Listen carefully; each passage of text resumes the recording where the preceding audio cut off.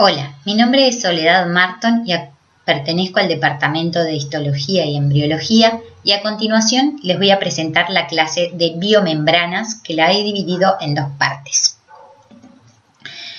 Les presento la primera parte. La célula es la unidad fundamental mínima de la vida.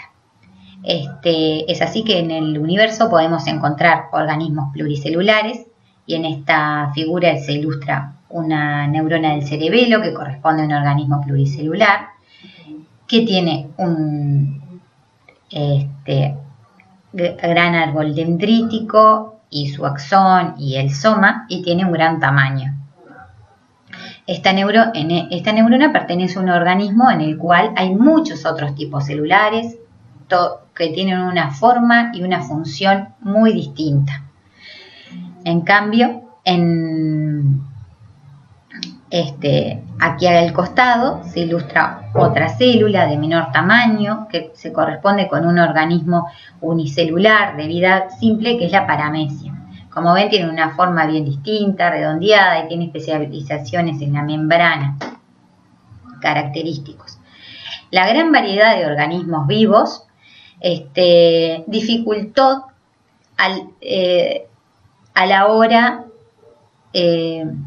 estableció una dificultad a la hora de poder definir aquellas características que definían a los organismos vivos como tal. Es así que incluso hasta los organismos vivos pueden variar hasta en sus requerimientos metabólicos. Por ejemplo, hay bacterias que requieren oxígeno para vivir y en cambio hay otras bacterias para las cuales el oxígeno es tóxico. Sin embargo, se pudieron identificar ciertos moléculas y procesos que son comunes a todos los seres vivos. Por ejemplo, todos los seres vivos tienen una molécula de ADN en la cual guardan su información genética. Esa molécula de ADN, cuando el organismo va a replicarse, debe ser replicada mediante proceso de replicación y para ello se requiere un molde de DNA, o sea, se copia a sí misma. ¿Tá? A su vez, el material genético es importante porque contiene los genes. ¿Tá? Esos genes son transcriptos a moléculas de ARN. En las moléculas de ARN luego, si bien algunas pueden funcionar como tales, otras pueden ser sintetizadas a proteínas. Y las proteínas son constituyentes estructurales fundamentales de la célula. Por ejemplo, son esenciales para formar el citoesqueleto, para formar enzimas del metabolismo. Cada proteína va a tener su función. Todas estas moléculas y estos procesos están envueltos en una membrana plasmática y esto es otra de las características que define a los seres vivos como tales, la membrana plasmática, porque la membrana plasmática permite que estos componentes estén concentrados en el interior y protegidos del exterior celular. Entonces, la membrana plasmática recibe la información del exterior y permite el ingreso y el egreso de metabolitos y a su vez es esencial para permitir el crecimiento y los movimientos celulares. ¿Tá? Sobre las membranas biológicas es que vamos a tratar esta clase. Las membranas biológicas no son visibles con el microscopio óptico. En esta diapositiva se observan tres tipos celulares por lo menos y que están coloreados con hematoxilina y eosina y en esta figura se observa un adipocito con su núcleo celular y sin embargo no se observa la membrana celular. Sí se observan la silueta de la célula. Aquí se observa un ovocito donde podemos ver su gran tamaño, su núcleo, pero no vemos la membrana plasmática porque la resolución del microscopio no lo permite. Y aquí también vemos una célula muscular con sus núcleos, pero no vemos tampoco, si bien vemos la silueta, no vemos la membrana plasmática. La plasmática sí la podemos ver, o las biomembranas, o las otras membranas de otros organelos, las podemos ver con el microscopio electrónico. ¿Cómo la vemos? Aquí tenemos el exterior y aquí vemos el citosol. Vemos que la membrana se ve como si fueran tres láminas. Una electrón densa, una electrón lúcida y otra electrón densa. Esta estructura trilaminar se corresponde a una bicapa lipídica, cuyas cabezas se ven como electrón densas, las colas de los ácidos grasos se ven electrón lúcidas y las cabezas de la segunda monocapa se ven electrón densas. Esta coloración es debido a la impregnación con el tetróxido de osmio. El tamaño que tienen las membranas plasmáticas las membranas biológicas fue determinado con esta tecnología y se vio que medían entre 5 y 8 nanómetros. Los organismos vivos podemos identificarlos en tres dominios, o sea, los seres vivos se dividen en tres grandes dominios: el dominio de las bacterias, las arqueas y los eucariotas. Las bacterias y las arqueas son organismos que pueden ser considerados ambos como procariotas, porque tienen un núcleo primitivo, o sea, cariota significa núcleo y pro antes de. Tienen un único compartimento que está delimitado por la membrana plasmática, como ya mencionamos. Sin embargo, los eucariotas tienen en general mayores tamaños. El DNA está contenido en el núcleo celular y tienen diversos organelos citoplasmáticos, además de tener un citoesqueleto bien desarrollado. En esta figura se ilustra un esquema de cómo de los organelos de la célula eucariota. Se puede observar la membrana plasmática en negro, en blanco aquí dentro todo lo que es el citosol y los organelos membranosos, que voy a pasar a señalar al núcleo que está todo aquí coloreado en marrón y su envoltura nuclear en verde. Vemos que está formada por una doble membrana y está en continuidad con el citosol mediante poros nucleares. La membrana de la envoltura nuclear se continúa con la membrana del retículo endoplasmático, coloreada acá con este celeste clarito, y aquí en este mismo color se muestran todas las cisternas del retículo endoplasmático que están en el citosol. Con rojo se colorea el Golgi, que es otro organelo membranoso. No es el objetivo de esta clase describir estos organelos, entonces solamente me voy a limitar a mencionarlos. Aquí tenemos a la mitocondria con su doble membrana, su membrana externa y su membrana interna, y las crestas de la membrana interna, los lisosomas, los peroxisomas y las vesículas.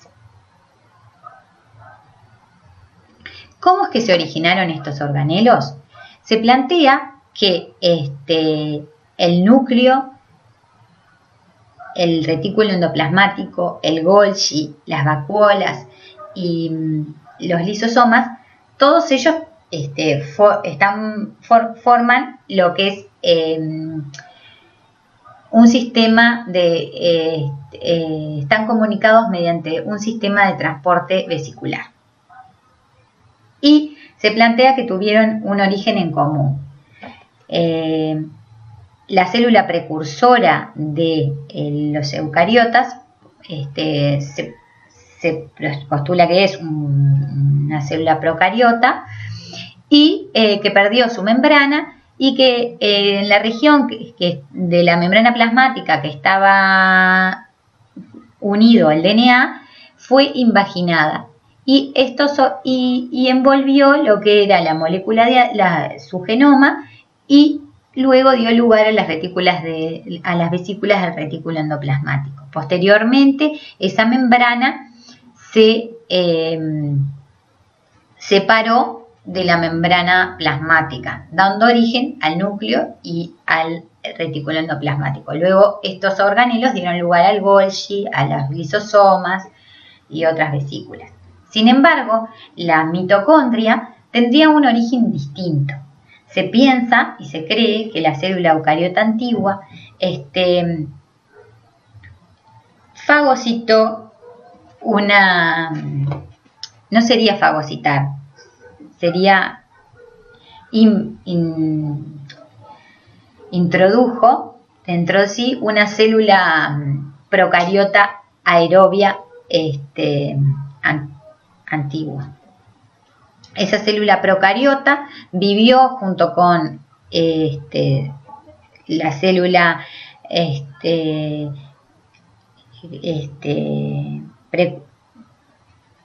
eucariote antiguo en endosimbiosis, de manera tal que se vieron favorecidos ambos tipos celulares con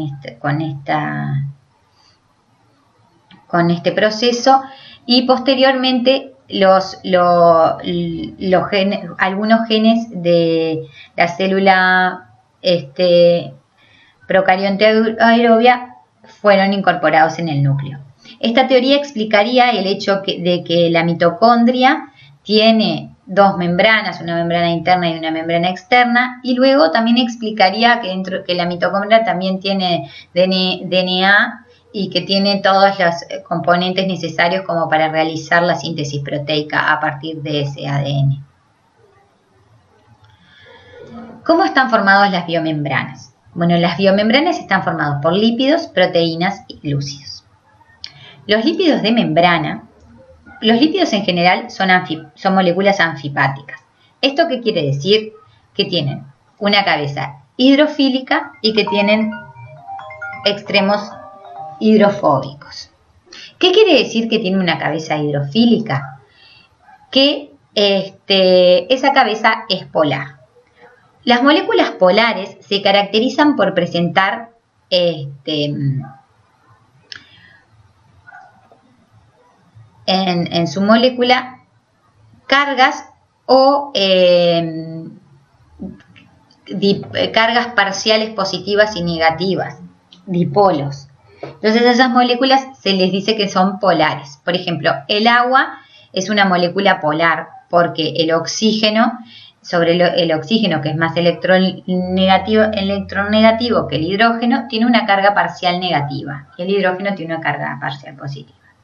Eso hace que las moléculas de agua puedan formar interacciones electrostáticas con otras moléculas polares y además puede formar interacciones de hidrógeno. De manera tal que al interaccionar con esas moléculas, esas otras moléculas pueden entrar en solución con las moléculas de agua. En cambio, las moléculas apolares no tienen cargas parciales, no tienen una distribución asimétrica de cargas, sino que tienen una distribución homogénea. Entonces, no pueden formar interacciones electrostáticas con las moléculas de agua y no serían solubles en los solventes polares o acuosos.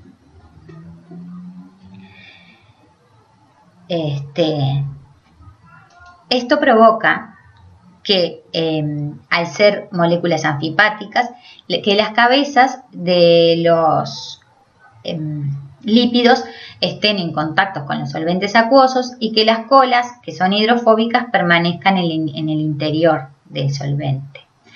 Y en el interior se junten entre ellas y permanezcan alejadas del disolvente polar. Eso hace que formen micelas. En cambio, si los lípidos de membrana tienen una forma cilíndrica, como es en el caso de los fosfolípidos, que tienen dos colas de ácidos grasos, entonces tienen esta forma cilíndrica, tienden a formar bicapas con las colas de los ácidos grasos unidas entre ellas y no expuestas al solvente acuoso y con las cabezas expuestas al agua. Esta propiedad es en la que se basan las membranas. O sea, las membranas están formadas por una bicapa lipídica. Esa bicapa, para evitar el contacto con el solvente, las bicapas lipídicas tienden con los solventes acuosos, esas bicapas lipídicas en soluciones acuosas tienden a sellarse y formar vesículas. Las mismas fuerzas que provocan que los lípidos permanezcan unidos dentro de la bicapa lipídica son las que provocan el sellado.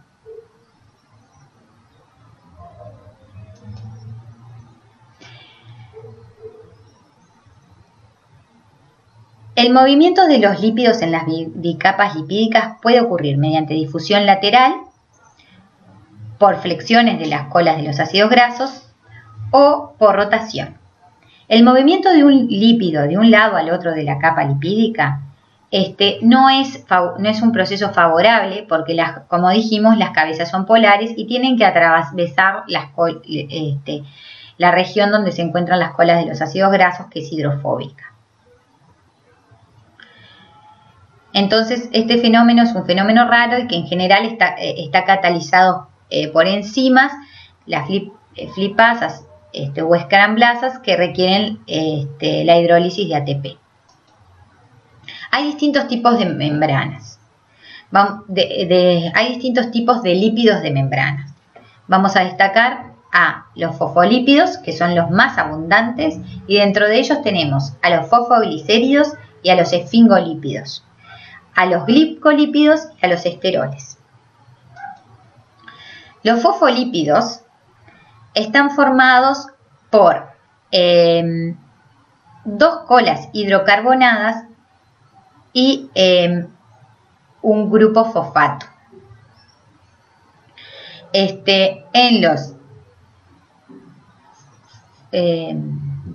fosfoglicéridos, la unión entre las colas hidrocarbonadas y el grupo fosfato ocurre mediante una molécula de 3 carbonos, que es el glicerol. A su vez, el grupo fosfato está unido a otro grupo que en este caso es una colina que forma la cabeza. Este grupo puede variar según los fosfolípidos.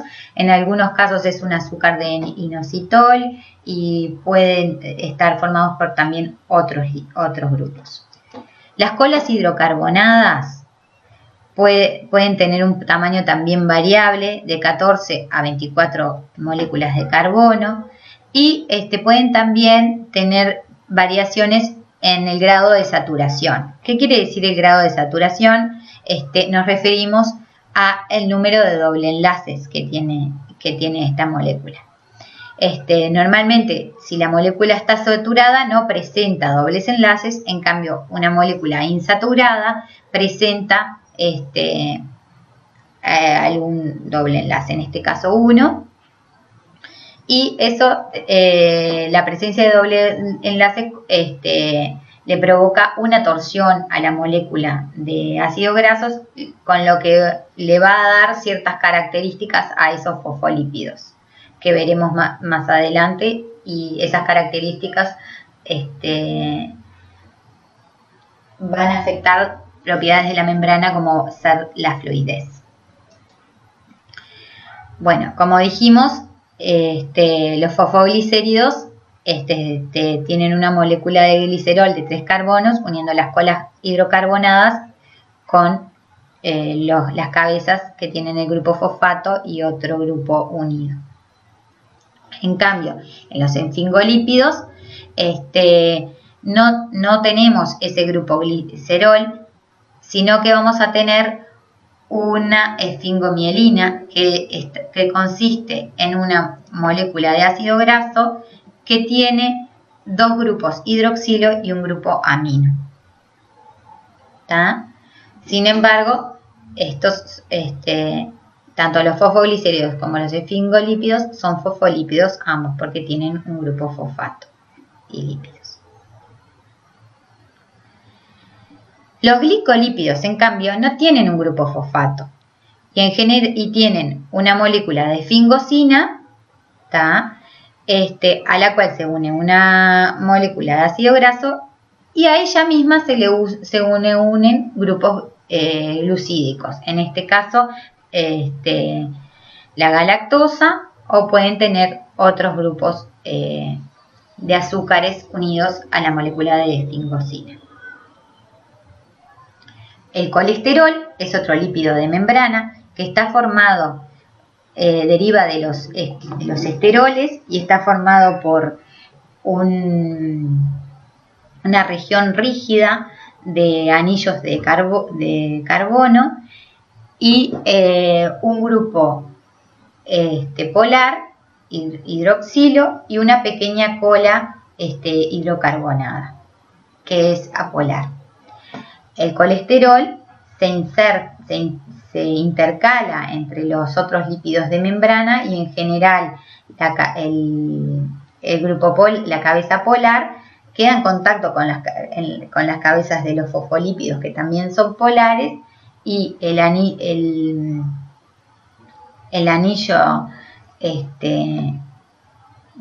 los anillos, la estructura rígida de varios anillos queda en contacto con las colas hidrocarbonadas junto con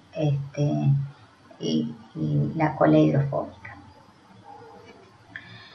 Bueno, los lípidos de la membrana la composición de la membrana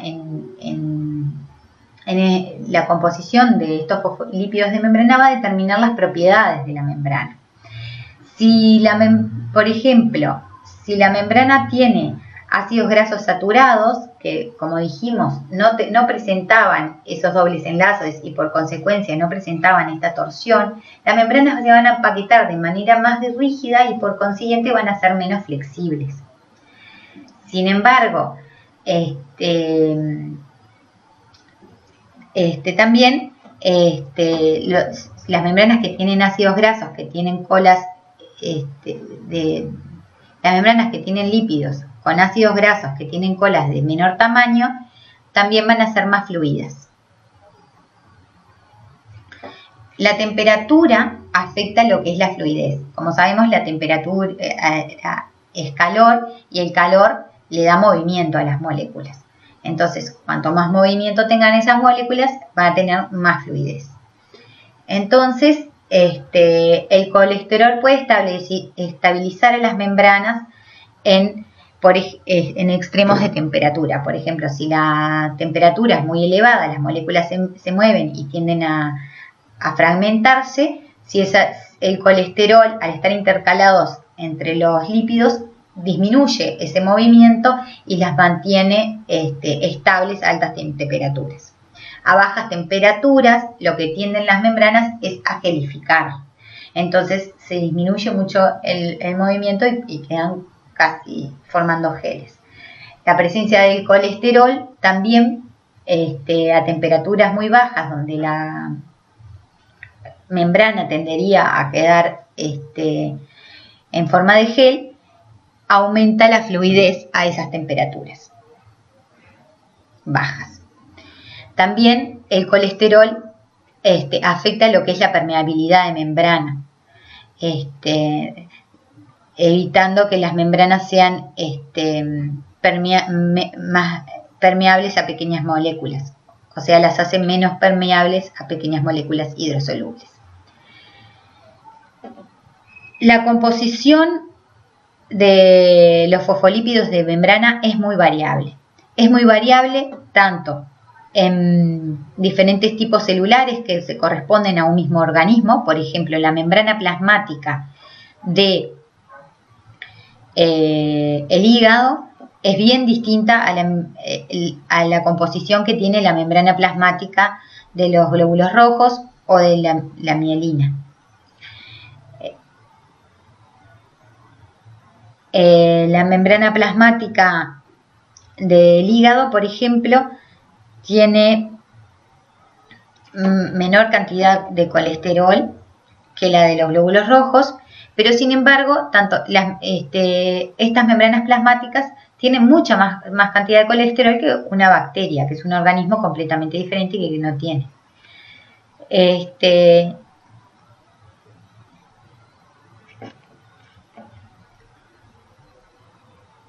Incluso la composición de los lípidos varía dentro de las membranas dentro de un mismo tipo celular. Por ejemplo, la membrana de la mitocondria tiene muy poco colesterol en relación a lo que es la membrana plasmática y tiene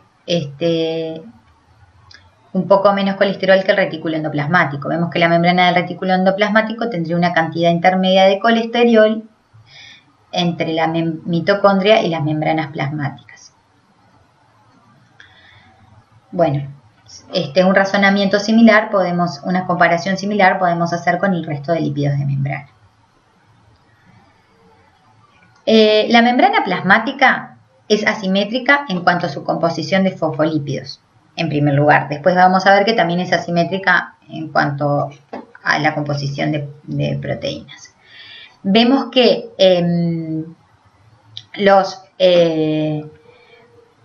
hay algunos fosfolípidos que se encuentran casi exclusivamente en el lado citosólico y otros fosfolípidos que se encuentran solo en el espacio extracelular. Voy a mencionar, por ejemplo, a los glicolípidos. Los glicolípidos si bien son sintetizados son adicionados en el Golgi y se localizan en la membrana externa. En cambio, el fosfatidilinositol, que es un fosfolípido que es muy importante para lo que es la señalización celular, se encuentra exclusivamente en el citosol. La fosfatidilcerina es otro fosfolípido que tiene carga negativa y también se encuentra exclusivamente en el citosol. De hecho, cuando la célula muere, no puede mantener la fosfatidilcerina en el lado citosólico porque carece de flipasas, que son las enzimas que se encargan porque las flipasas ya no tienen en la energía como para hacer el movimiento de flip-flop de la fosfatidilcerina y entonces las cabezas de fosfatidilcerina quedan en la membrana, en el exterior, en la cara extracelular de la membrana plasmática. La presencia de fosfatidilcerina es una señal para que los macrófagos, por ejemplo, reconozcan a las células apoptóticas o restos de membrana y los fagociten. La síntesis de fosfolípidos ocurre en la cara citosólica del retículo endoplasmático. En el retículo, en esa cara es que son adicionados y luego las escramblasas reparten los fosfolípidos de membrana de forma de que en la cara que da al lumen quede igual composición. Sin embargo, aún en el retículo endoplasmático, los fosfolípidos tienen una distribución aleatoria en la membrana, en lo que es la membrana. Una vez, por ejemplo, que llegan a la membrana plasmática, allí se localizan las flipasas que son capaces, por ejemplo, de traslocar la fosfatidilcerina hacia el lado citosólico de la membrana plasmática y, por ejemplo, otros fosfolípidos hacia el lado extracelular de la membrana plasmática. Como se mencionó anteriormente, las membranas del retículo endoplasmático, del Golgi, de los lisosomas y la membrana plasmática forman parte de un sistema que se comunica mediante vesículas extracelulares. como dijimos, en la cara citosólica del retículo endoplasmático es que se produce la síntesis de fosfolípidos. Y esos fosfolípidos viajan mediante vesículas hacia otros organelos membranosos de manera tal que alimentan las membranas de esos otros organelos membranosos.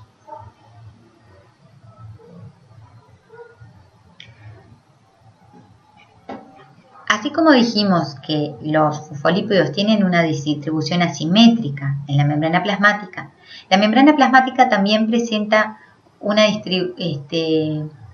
distribución de algunos lípidos y proteínas que tienden a agruparse entre sí, por ejemplo, esfingolípidos, colesterol y proteínas de señalización. Por ejemplo, aquí vemos proteínas transmembranas que pueden ser receptores y otras que se acumulan en dominios ricos en estas tres tipos de moléculas, ¿no? Esfingolípidos, colesterol y proteínas. Estos dominios ricos en estos componentes se les llaman balsas lipídicas. Y el hecho de que estos componentes permanezcan más juntos, formando dominios, le representa una ventaja para lo que es la señalización celular. Y eso lo vamos a ver más adelante. Esos dominios se visualizan aquí en una microscopía de fuerza atómica, en estas regiones que se ven en rojo. Como los esfingolípidos tienen colas más largas que los otros lípidos de membrana, las balsas lipídicas sobresalen a lo que es el resto de la membrana plasmática. Bueno, aquí voy a finalizar la primera parte de esta clase y a continuación voy a dar la segunda parte que se corresponde con las proteínas de membrana y otros procesos vinculados a las membranas biológicas.